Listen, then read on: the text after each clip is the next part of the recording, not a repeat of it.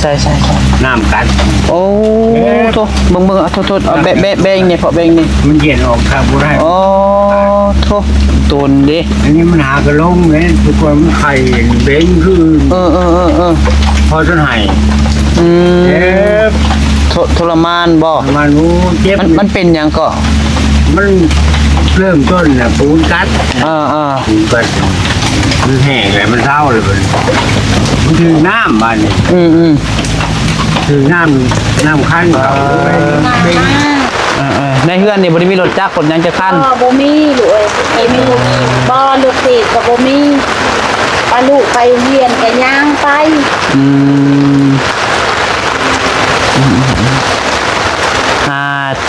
อีหล่าจะเข้าเฮียนอยู่บ่อ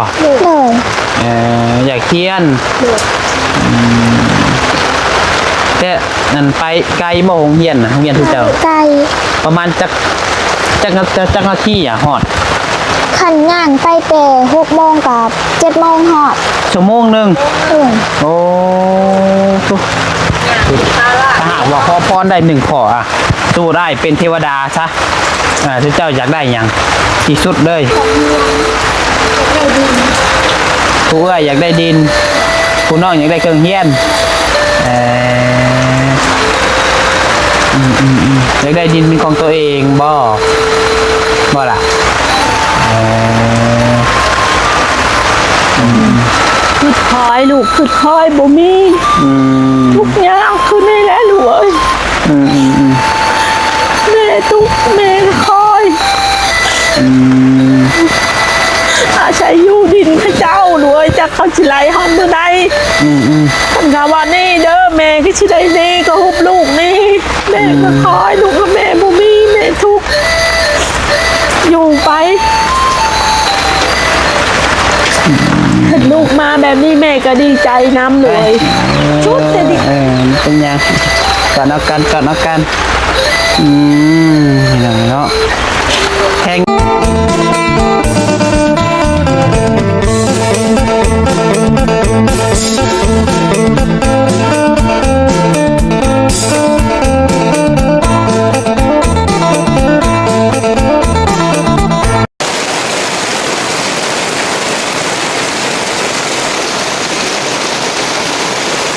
เอาพี่น้องเลยเนาะเปิดภาพมากกับคนตกจากอยู่พี่น้องเลยโอ้ยจังหวะฝนแห้งดีพี่น้องเนาะโคตรโป้ว่าฝนแท้ฝนว่าพี่น้องเนาะ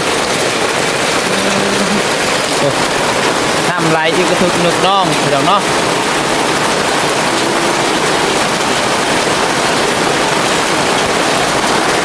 น้ำเต็มเบิดทุกวันนี้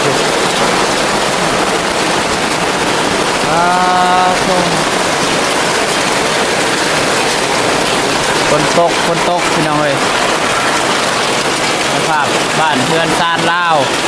เสียงก็จะเสียงยินเรือบ่แหละสำหรับผัวฝนแห้งอีหลีมากับน้องเบลพี่น้องเนาะสบายดีน้องหลามาแจ้งดอยเอามาพี่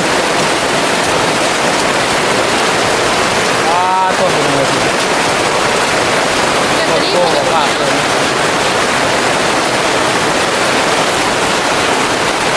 คนแห้งพี่น้อง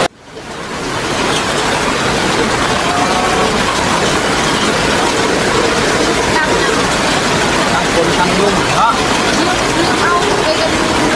ผมยอดบอลต้นเลยนี่ก็ได้มันต้นอยู่แค่ยางแล้วนี่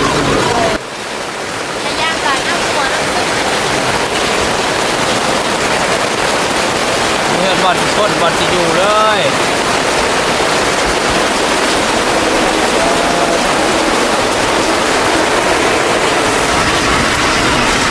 มาสูงก็บอลต้าเนาะต้นอยู่ขวางง่วงเลยมีบอลต้นมีบอลอยู่มาครั้งแรกก็คือมันจะมีลึกดีนี่ก็คิดว่ามือเนี่ยเนาะหลังก็ดีตัดที่แบบที่เราไม่ได้ค่ะ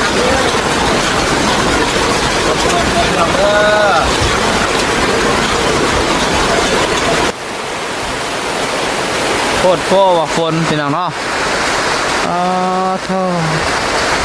น้ำไหลนอง มองไรค่ะ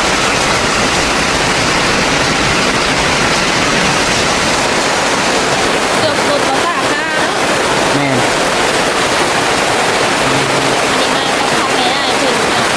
กดขอบคุณมากแล้วก็ที่วันที่รถจักรแบบข่าวคนจะเป็นใจในที่งานมาถึง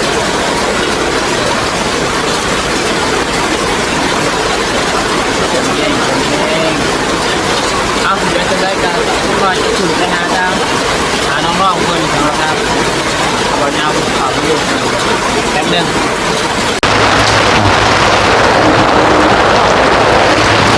วันนี้เบิดกาทักทายสบายดีสวัสดีพ่อแม่พี่น้อง FC เบิดสุขุสุคนสมองสุบอนบอยคือของลาวของไทยและไปทางต่างประเทศแต่ยินดีต้อนรับเข้าสู่ช่องไซโกกไซบุญอีกแล้วนะครับเนาะโตปอกกันกำลังพักไซในตอนนี้เนาะก็คือว่าไหนได้เดินทางมาหาทางครอบครัวหนึ่งเนาะเจออยู่ในป่าในดงเจอทางไอรีเพิ่นมาเจอในมือนั่นเนาะเจอทางสองไอ้น้องเพิ่นขายกอยนี่แหละพี่น้องเนาะแล้วมื้อนี้ทางน้องบักไซแล้วก็ทีมงานก็เลยว่าเข้ามาเบิ่งเข้ามาแวะเยี่ยมยามเบิ่งเนาะแต่ว่าฝนก็ตกพี่น้องเนาะฟ้าฝนก็บ่เป็นใจเคยได้ยินมาคร่าวๆว่าอาศัยที่ดินกับอาศัยเพิ่นอยู่เรือนชานกับเนี่ยเนาะคือเห็นตู้เบิ่งเสากระหู้พี่น้องเสาเฮือนเสาซ่านก็เสาเนี่ยเนาะเสานั่นสิได้พี่น้องเนาะอันไม้ตัดเอาไม้จังมาใส่ซื่อๆเนาะเลยไม่เห็นเป็นเสาจักสิลงมือใดก็บ่ฮู้พี่น้องเนาะ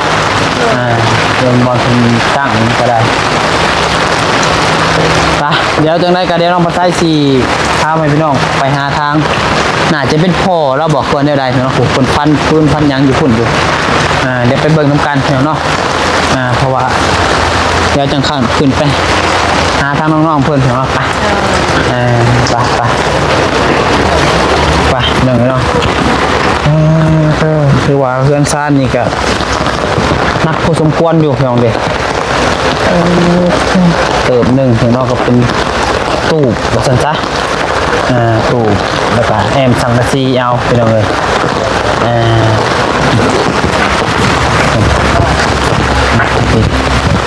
จะเป็นพ่อคนบอกพ่อน้องคนบอกคนนี้ได้พี่น้องเนาะ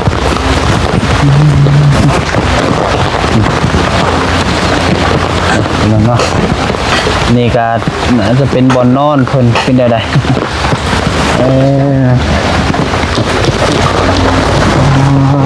เห็นอย่างนี้สบายดีแล้วพอเด้อสบายดีตัดพื้นตัดพื้นแล้วที่เปียกเปียกเอาให้หน้าเขาบอกก็ด้วยทางไฟนี่แหละตัดพื้นไว้ดังไฟดูจริงเขาดีแล้วนางร่มน้ำเนี่ยได้บอกหน่อยนึงได้นางร่มน้ำเนี่ยโอ้ใส่เสื้อกันฝนโดยได้อยู่บ่เป็นยังฝนหนาวบ่ยังเปียกหนาวเลยเขามาแล้วเนี่ยยังไปบนเหลือมาจะใช้จะหาตัวเปียกอยู่ในเฮือนนี่แหละคือเปียกจะอยู่ในเฮือนย่างไปหาพื้นหารั้วเพื่อนเปียกมันเสียบนอยู่หัวมันเลยเปียกโทษเด้อถามเด้อก็ถามเนี่ยได้ตอบได้ก็ตอบจะซื้อได้ไรก่อนจ้ะนะผมมีฮะผมมีก็พอวีซะเนาะว่าง่ายเนาะง่ายง่ายพอวีจักปีแล้วจ้ะนะ55 ปีเลยเจ้านี่เป็นพ่อของน้องสองคนน่ะบ่ถูกต้องเจ้าคนบ้านใดสะโคกประวายเซโน่ผู้เซโน่ไม่ละบ้านเดียวกับคนบ้านเดียวกับเบาต้าเอาคือได้มาอยู่สวรรค์สะเพราะว่ามาเฮ็ดหน้าน้าสาวเริ่มต้นคือเป็นค ก่อนที่จะไม่เลยครับเมียตายปะ เมียตายปะ เมียผู้ก่อนเมียบ่หน่อย เอาอันนี้นี่คือเมียใหม่บ่ เมียผู้ที่สอง ผู้ที่สองผู้นี่ฮะ แม่น เออ แต่ก่อนเมียอยู่บ้านหนองครับอยู่น้ำจนมีตายปะแต่เพิ่งมาส่ง อืม ก่อนก็มาเห็นหน้าแม่สาว อืมอืม สาวมาเห็นหน้าอยู่ข้างวัดเด้ลงส่ง โดย มันนี่พ่อปัจจุบันมากหัวเป็นเสียแล้วมันกลับพื้นมาบ้านเขา อืม มันบ้านของเขาขอเลิกไปเมื่อ อืมอืมอืม แล้วมาพ่อคนกับเมียผู้นี้แหละ อ่า กันไปเรื่อย อยู่คืออันเมียผู้นี้นี่เป็นเมียใหม่เมียผู้ที่สองเนาะ ๆแม่ อยู่กันมาได้จักปีแล้วพอ 30 กว่าปีเลย ก็ผู้นี้นี่ได้ แม่น แสดงว่าตั้งแต่เจ้าทราบปลาย แม่น5 ปี เออ 5 ปีเมียผู้นั้นตายป้าได้3 ปีเพิ่มมาเอากับผู้นี้ อืม อยู่ร่วมกันจนปัจจุบันนี่ อืมอืมอืม ได้ลูก3 คนเสียผู้หนึงเหลือสอง ได้ลูกนำกันกับผู้อันผู้เมียผู้ที่สองนี่ แม่น ลูก3 คน ลูก3 คนเสียผู้หนึงสอง เอาเสียผู้หนึ่ง แม่น เพิ่นเป็นหยังคือเสียน่ะ เราคนโชว์ยังคือเพื่อนเราเนี่ยไม่ชอบที่เรานำคือว่าเนาะ อ่า เป็นโรคหัวใจพิวนะ เออ ไปหาหมอเหรอหมอก็เที่ยวซักแต่ยาให้ อืม มันกำลังเงินได้น้อยมันบอกเพียงพอที่แบบ อืม ยามันเกินนี่เด้ อืม ยามันเกิน กินยาลายบ่ หรือว่าทั้งซักทั้งกินทั้งขับสลมน้ำเนี่ยกินน้อยนะ จักปีเพิ่นเสียน่ะผู้เพิ่นเสียน่ะ 3 ปี ลูกจัง3 ปีผู้เสียเนาะ เริ่มไปเข้าห้องหมอแล้วกับเข่าสลมน้องพ่อเท่าเที่ยงแรงสักยาให้นะ อืม อันนี้กำลังมันบนแล้วมันถูกยาก็ได้แล้วบัด อืม มันล่ามันลอยมันคอยไปแล้วมันเลยออกมา อืม เสียเงิน10,000 กว่าบาท อ่า ออกมาลูกเนาะเสียอยู่เพื่อน อืม แต่ก่อนเพื่อนอยู่เย้มันก็บุกไง แต่คนให้ง่ายกับมาขอดีนี่เป็นดูนั่นนี่ โอ้อันนี้ก็มาอยู่ฮักมาอยู่ใหม่อีกบ่นี่บ่นี่ เนี่ยถ้ามาอยู่ของเดือนที่ไปสอง เออ ที่แล้วนะ แสดงว่าฮักก็ได้อยู่มาอยู่นี่บาง ยังบ่ 5-6 เดือน 7-8 เดือนนี่ แม่นละ อืม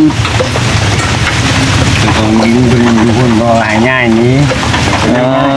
อันนี้มาอยู่นี่มาใช้อยู่ดินเพิ่นบ่ ลูกแม่นละ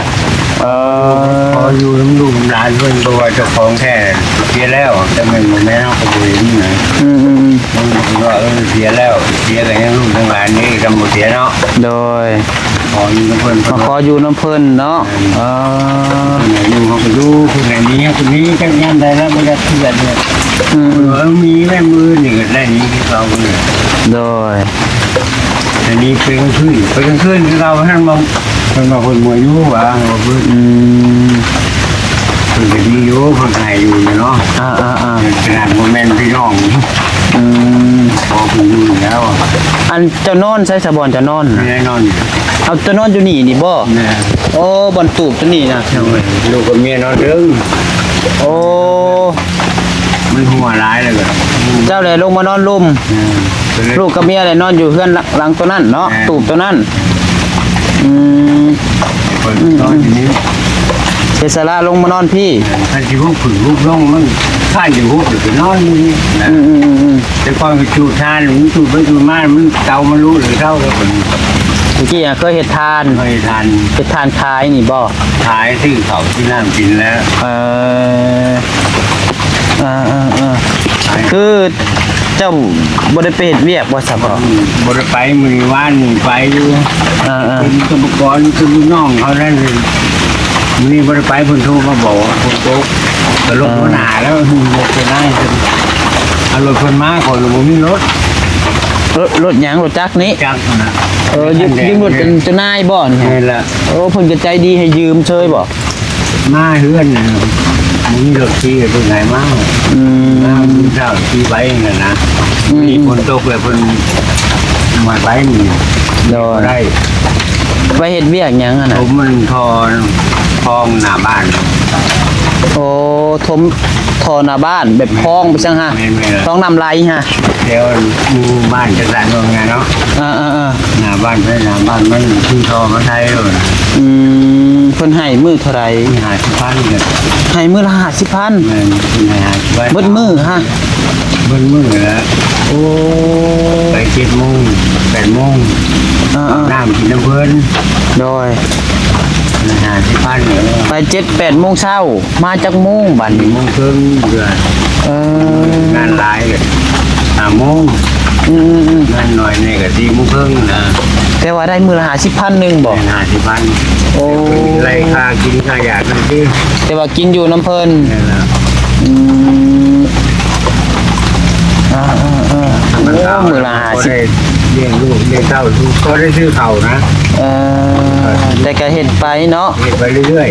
ๆตอนนี้เขายังมีเขาก็เฮ็ดไปเราว่าเขาเฮ็ดบ่ได้มือขอบ ใช่ๆ น้ำกัด ๆโอ้โตเบิ่งๆโทษๆเอาแบงนี่พอแบงนี่ มันเย็นออกครับบ่ได้ โอ้โทตุนดิ อันนี้มันหากระลงเลยทุกคนมันไข่เบ้งคือ พอจนไห้เจ็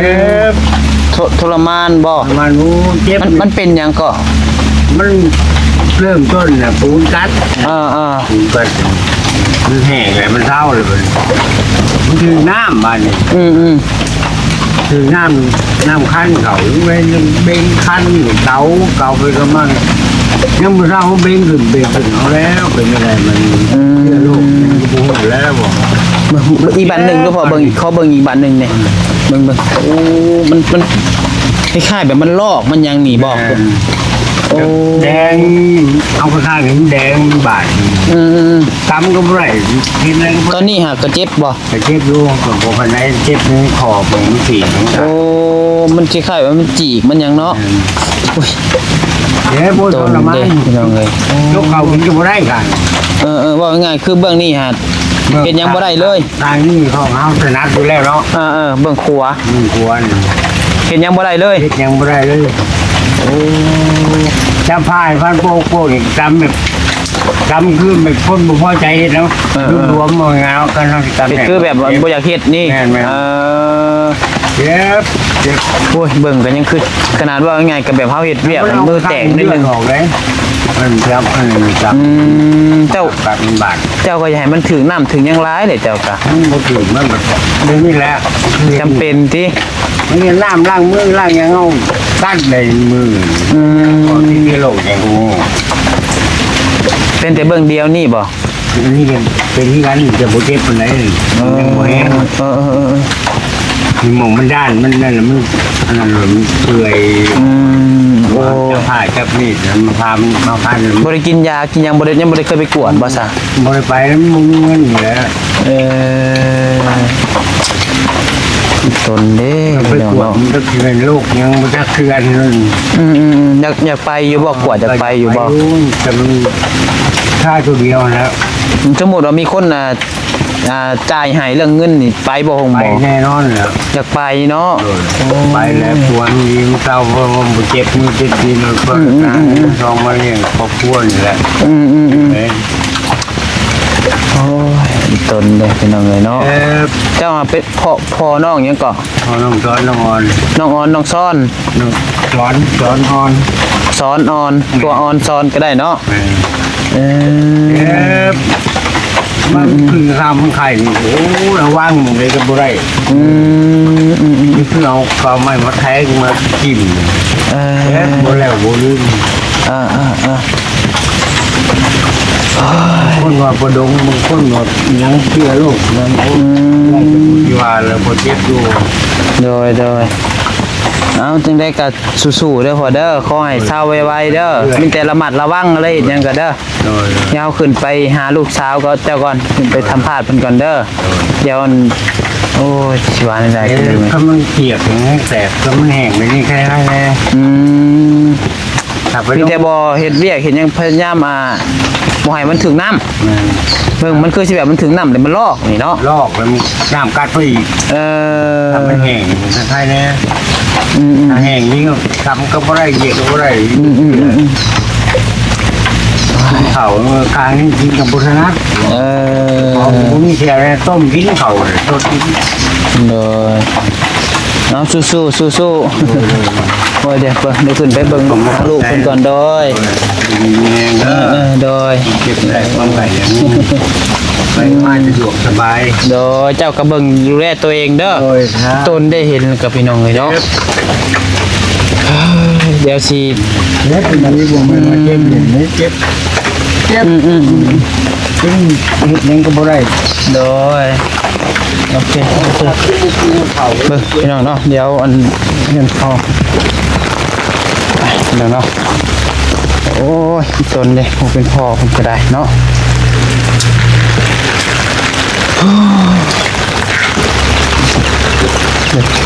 ขึ้นมาหาอันนี้เป็นเตาเพิ่นเดี๋ยวเนาะเดี๋ยวมันลุแล้วน่าจะเป็นตัวนี้เดี๋ยวเราเว้าขนาดเดี๋ยวเนาะ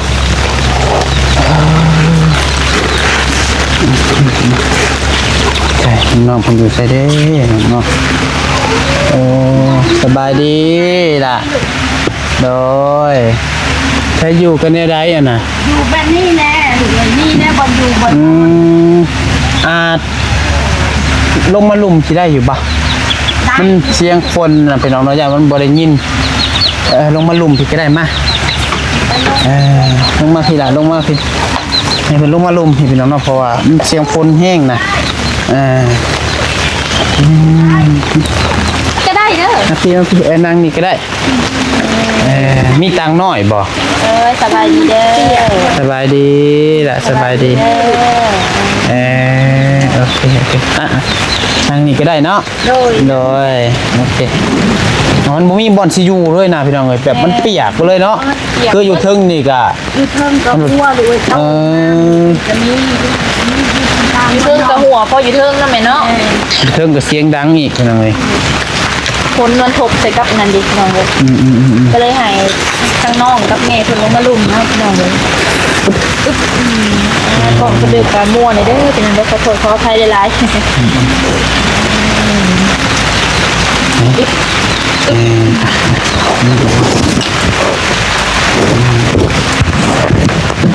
มันนั่นน่ะ โอเคน้องเนาะ นี่คือเดียวทำไมบ่ได้ใส่ไม้เด้อพี่น้องเนาะก็บ่ตั้งที่ บ่ได้แหละบ่เป็นหยังเอาแบบนี้แหละอย่างเนาะเห็นอยู่บ่เบิ่งขออนุญาตถามเด้อจะชื่อหยังเจ้า ชื่อสอน อันนี้น้องสอนจักปีแล้ว 9 ปี 9 ปี โดย เฮียนอยู่บ่ เรียน เฮียนปอใด ป .2 เงินปสองปีสิมาสมมุติว่าสิเข้ามื้ออื่นมื้อฮื้อนี่ขึ้นปสามบ่บัด โดย 9 ปีเนาะอันนี้น้องสอนอันนี้น้องหยัง ออน น้องอ้อน โดย จักปี 12 อันนี้เป็นผู้เอื้อยบ่นิบใส่กระดาษกดได้แล้วปูอยู่ทางกลางนี่ก็ได้อึ๊บได้โอเคผู้ใดก็เป็นเอื้อยน้องออน โดย น้องออนเป็นเอื้อยน้องซ้อนเป็นน้อง โดย น้องซ้อนนี่9 ปีน้องออนหากะ12 ปีแล้วผู้เมย์จะชื่อในไรต่าง แม่ชื่อพิมพาลูก เมย์พิมพา โอ้ย จักปีแล้วจ้ะนะ อายุ48 ปี 48เอาปีกระดูก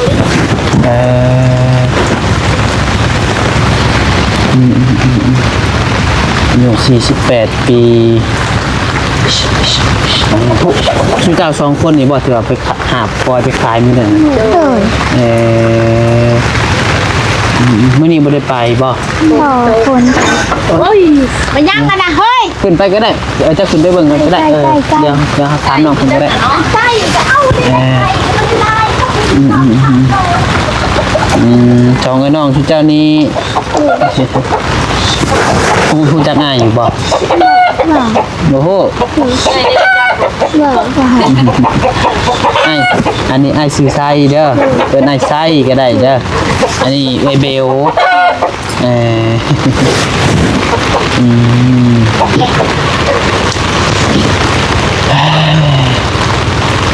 มื้อนี้บ่ได้ไปขายเครื่องเนาะแต่ละมื้อไปขายหยังซะล่ะ ขายกอย ขายกอยทุกมื้อบ่ เธอก็ไม่ได้ขายสุด คือแนวนี้แหล้วบ่อันมื้อใดฝนตกแล้วบ่ได้ไป ถ้าแม่หับจ้าง เขาบอกแม่ว่า ไปตัดแบบตัดหน่ายสังกาแม่ก็ไปแต่บ่ได้ไปหากอย อืม เพราะว่าเป็นใครอ่ะ ตามหยาเนาะเป็นจ้างยังกับไปติดเห็นเนาะ โดย เราได้มาซื้อแจกเป็นมั่วแหละพี่น้องเลย อืมเจ้าก็ไปหับจ้างนำแม่บ่บางมื้อก็ไปหับจ้างบางมื้อก็ไปขายกอย โดย เออ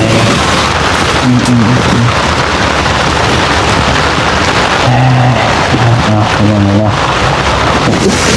โอ้เป็นยังไง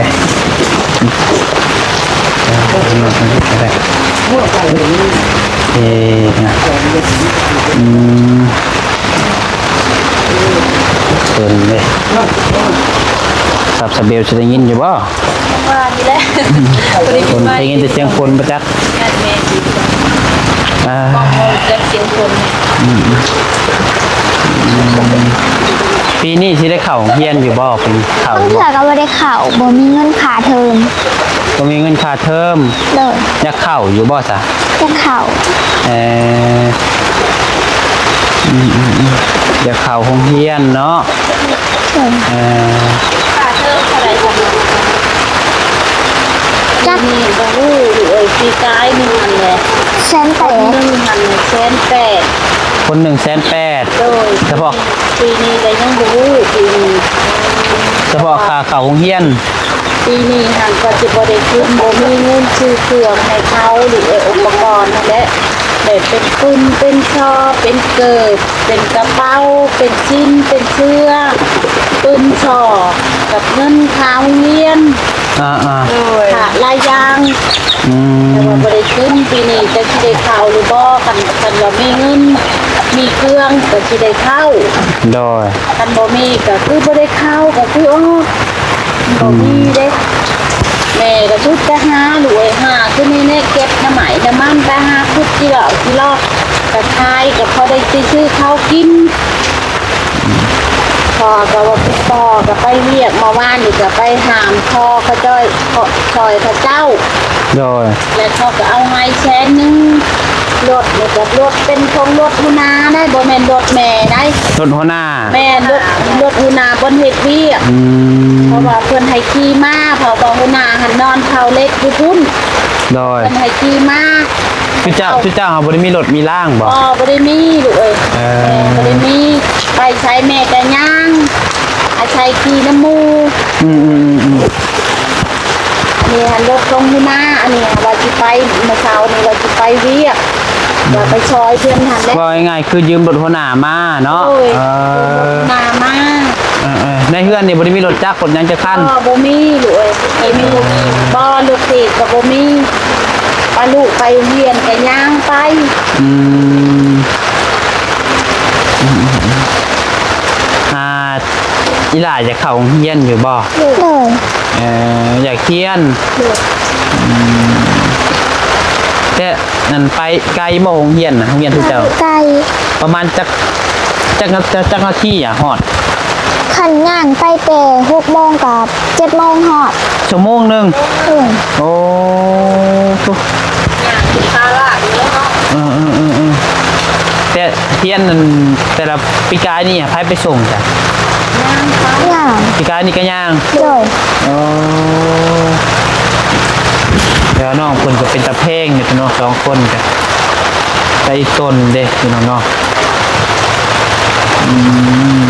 ปีนี้จะทำในเช้าก็ได้ย่างหรือจะมีรถเอง น้องออนบ่คือเพิ่นผู้เอื้อยนี่ผู้เอื้อยนี่จะเรียนม.ใดป.ใด ป.3 สิขึ้นป.4 ปีนี้ขึ้นป.4 ป.3สิขึ้นป.4แต่ว่าน้องครับป.2สิขึ้นป.3บ่ โดย เดือนกันปีหนึงเนาะ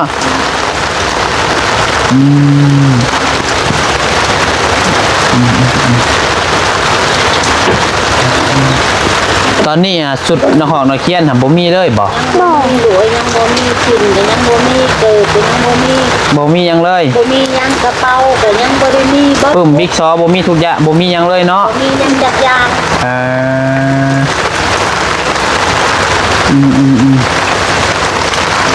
โอ้ยเพื่อนซ่านตัวดินที่เจ้าอยู่นี่เป็นดินที่เจ้าเองบ่อน บ่เจ้าอยู่ในคอยอยู่คอย เป็นดินไผซะ ที่มันคันที่ว่าเจ้าของเขานี่หั่นบ่ฮู้ว่าจะกินไผเนี่ย เอาไม้ให้แม่ก็ได้ล่ะน่ะเอาไม้นี่เอาให้แม่ก็ได้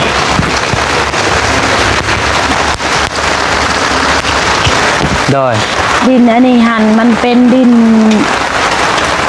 คันที่ว่ากับเจ้าของเขาหาเขาว่าเจ้าของเขาหามันเสียแล้วตายแล้วแต่ยังแต่ลูกแต่หลาน โดย แต่บ่ฮู้อันนี้จะตายหรือยังลูกได้ยินแต่เขาเว้าอันนี้ค่ะ ได้ยินแต่เขาเว้าให้แม่พังแต่แม่ก็ขออยู่และบ้านนี้หันเขาว่าดินนี่มันเป็นดินรัฐเป็นดินธนาคาร ถ้าว่าเขาไล่มือใดก็ได้ไปมือนั้นเพราะว่าดินนี่เขาขายแล้วเขาส่งหมวดมันบ่เบิด โดย แล้วเขาก็เลยหยุดเอาและแม่ก็ขออยู่แบบเจิมชามว่าซั่นซะคันว่าเขาว่านี่เด้อเอ้ยแม่นี่กะสิได้นี่ลูกก็จักสิไปอยู่ไสหุบหอบเอาง่ายๆคือมาอาศัยเพิ่นอยู่ซื่อเนาะ แม่นอาศัยเพิ่นอยู่ซื่อ คนที่ไหนมีผู้ใดก็บ่รู้จำนวนแม่เนาะ ๆโดย คนที่มีได้ที่ไหน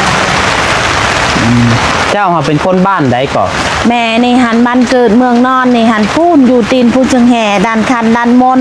บ้านน้ำม่วงลูกเอ้ยและมาเอาผัวอยู่พี่ โดย อยู่บ้านหากับโบเดมีไหนาตะกากับโบเดมีโบมีเอื้อยโบมีน้องโบมีพ่อโบมีแม่แบบประเด็นเลย เจ้าฮะ โดย พ่อขอโทษเด้อว่าไงเป็นลูกกำพร้า แม่นกำพลอย กำพร้อย แม่น กำ กำพลอยโบมีเอื้อยมีน้องโบมีพ่อมีแม่ ผู้เดียวคอยนี่แม่ตายปะพ่อตายปะ พ่อโทษเด้อพ่อแม่ตายปะตั้งแต่จักปีจ้ะน่ะ แม่ตายปะหันแม่ตายนี่หันจนห้ากระคานห้ากระคาน ยังน้อยอยู่ ยังน้อย โอ้ยังบ่ฮอดปีซ้ำเนาะ แม่น แต่บัดนี้พ่อได้ และพ่อเลี้ยง พ่อหันเลี้ยงไว้และบ้านนี้เลี้ยงเลยจนได้ลูกได้ผัวแหละและหลังจากนั้นพ่อก็เชีย โดย แล้วก็มาเอาผัวบ้านนี้ จะเอาผัวตั้งตอนจักปี ตอนเอาผัวหันแต่อายุ14 เอาผัวตั้งแต่14 ปี แม่น ผัวคือผู้นี่บอกคนเลย ผัวผู้กกหันผัวผู้กกได้ลูกผู้หนึงแล้วเขากับป้าลูกเอ้ยป้าเขาก็เอาเมียใหม่แล้วก็มาเอาผู้นี้บ้านนี้มาเอาผู้นี้ก็ได้ลูก3 คน โดย เสียแล้วผู้หนึงยังชองแล้วก็เอากับผู้นี้ก็บ่ได้ตกได้แต่งบ่ได้ห้องได้คอลูกเอ้ยจะก็อยู่เห็นได้เราก็บ่มี โดย เราก็ ก็คือว่าง่ายๆคือตอนเจ้าหามีผัว2 คนแล้วบอก แม่น แต่ผู้นี่เป็นผัวใหม่ แม่น ว่าแต่เนาะ แม่น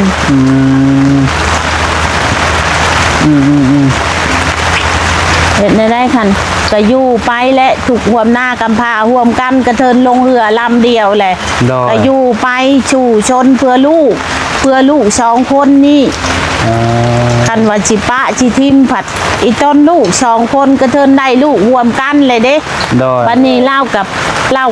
5กับเพื่อลูกเพื่อเมียแต่ก็มันบ่ได้เห็นได้ลูกเอ้ย โดย ชุดแต่เราก็ไปหากับพ่อได้มาเราก็ยืนให้ลูกให้เมียชีชา50บางเทื่อก็บ่ได้ชูบยามือได้บ่มีก็หำยาเช็นชูบยาเมาจูบ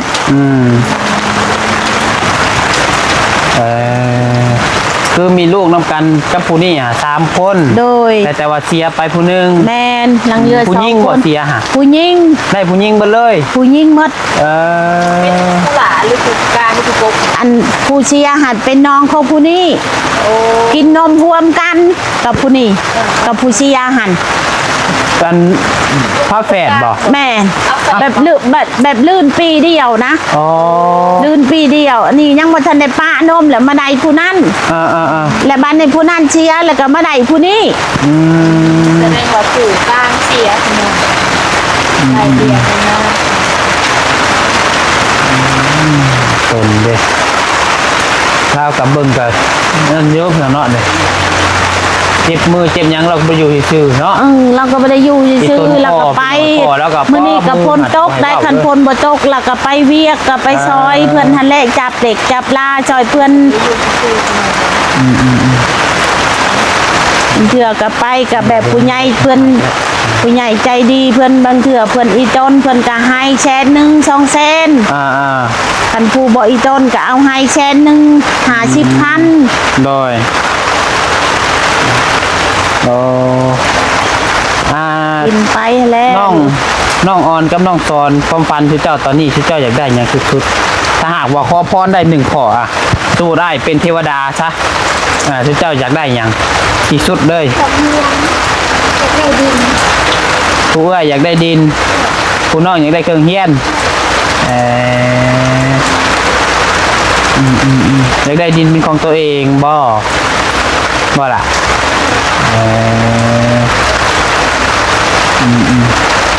สมมติว่าได้ดินได้หยังนี่อยู่ใช้ก็ได้บ่ขอแค่เป็นดินของตัวเองบ่ อยู่ชายก็ได้ลูกเอ้ยคะแนนเป็นของตัวเองอยู่ชายก็ได้แม่บ่ได้ติ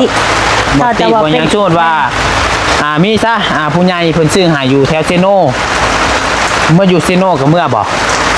สมมุติว่าเพิ่นซื้อที่ดินหาอยู่เซโน จักอันนี้ยันเพื่อนบ่เมื่ออันนี้ยันเพื่อนหาบ่เมื่อชาคอยนี่หันอยู่ชายก็อยู่ลูกเอ้ยแต่พัวนี่ยันบ่เมื่อแต่บ้านมันยังบ่เมื่อมันเคยอยู่นี่แหละมันบ่ม่วนมันเว้าหาเพราะว่ามันอยู่นี่มันสบายเด้สบายหาอยู่หากินหาปูหาปลาก็พอได้กินแบบนี้หันคันว่าไปอยู่หม้องอื่นแหละบัดบ่มีเด้ มันบ่เคยชินบ่ลืม แม่แบบมีแต่ชื่อมันยังก็ชื่อบ่มีเงินบัดนี่อยู่นี่ผัดอยากน้ำไม้ก็หากิน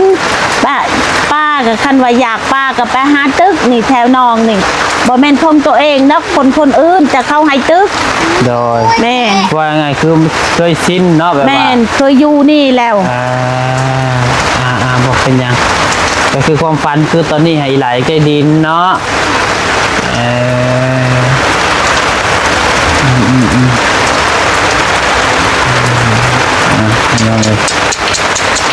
น้องออนเลยอยากได้เครื่องเขาน้องออนบอกน้องซ้อน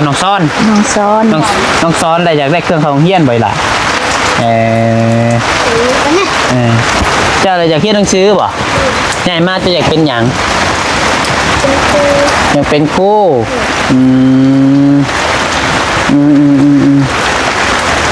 โอเคสำหรับน้องเนาะถือเลขนี่กูว่าเนาะอาชีสารฟันเนี่ยชื่อเจ้านี่ ฟันดีบ่เมื่อคืนนี่บ่ได้ฟันมันบ่ได้พันยังเลยฝนตกมันบ่ได้ยินพี่สั่งเลยได้ฝนตกเมื่อคืนนี่ก็จอดแจงเนี่ยฝนตกวันนี้ก็จนหมดบือเลยมื้อนี้ไปใช้ก็บ่ได้แต่ว่าไปหาอนามัยคันว่าคายก็ได้50,000ก็เลยว่าโอ้ตัดสินใจบ่คายว่ะก็เลยพากให้อันน่ะบ่าวยังวันนึงหน่อยมากินฮะก็เลยเอาหายจุ่มเพื่อนอาลูเอ้ยว่าแม่บ่มียังหายเด้อเอาหน้ำไม้เนี่ยมาตอบแทนบุญคุณโอเคฝนตกไปใช้ก็บ่ได้โอ้ยตนเด้พี่น้องเนาะ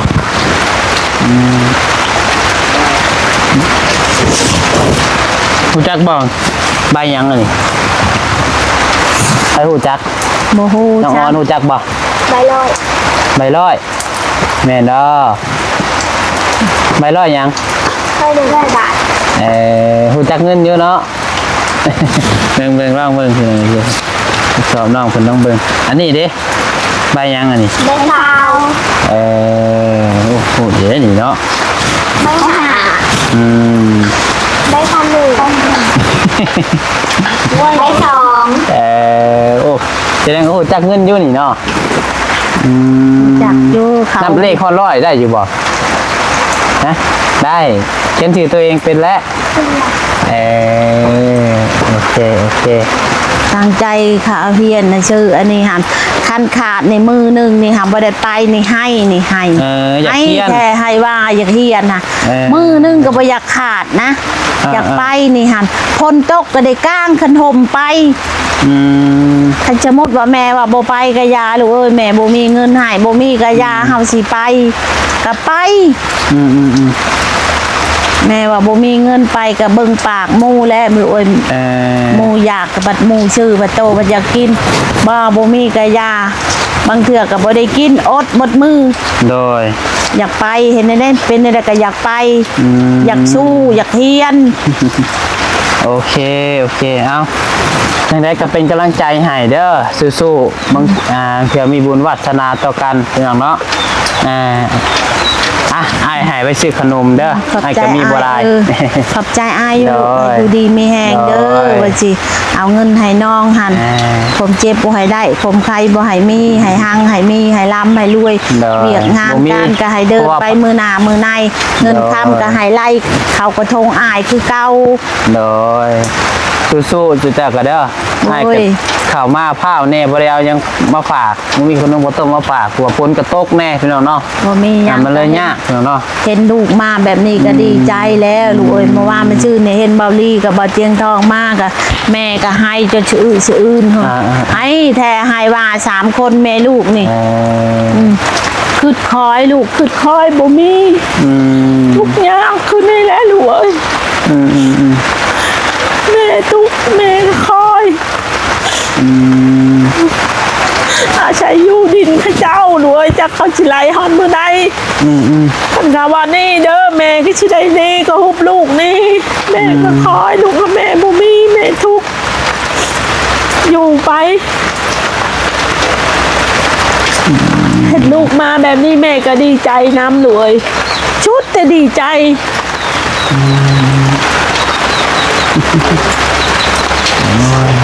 ตัวนี้นะพี่น้อง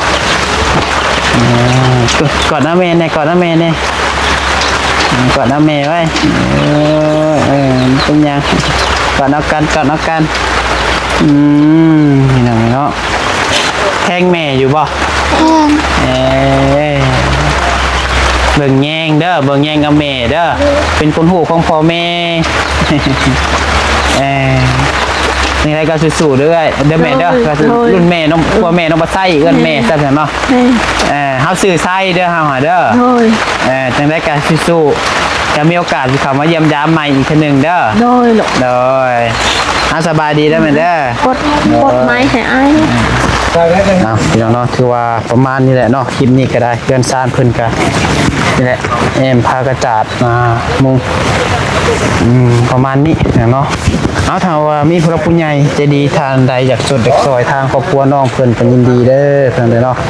สำหรับคลิปนี้ลาก่อนที่ดีมีแฮงบ่สุขคนบ่เป็นวัตถุสิ่งของก็ยินดีนะครับเนาะก็อีกตนน้องๆเพิ่นนั่นแหละเป็นอะไรสุดแต่บ่จำนี้แหละเนาะอยู่กลางป่าอาศัยดินคนอื่นอยู่พี่น้องเนาะคำสิว่าคำภาษาก็ได้เอาถ้าผิดพลาดประการใดขอโทษขออภัยนำเวลาอยู่ดีมีแห้งบ่สุขทุกคนสำหรับคลิปนี้ลาแล้วสบายดี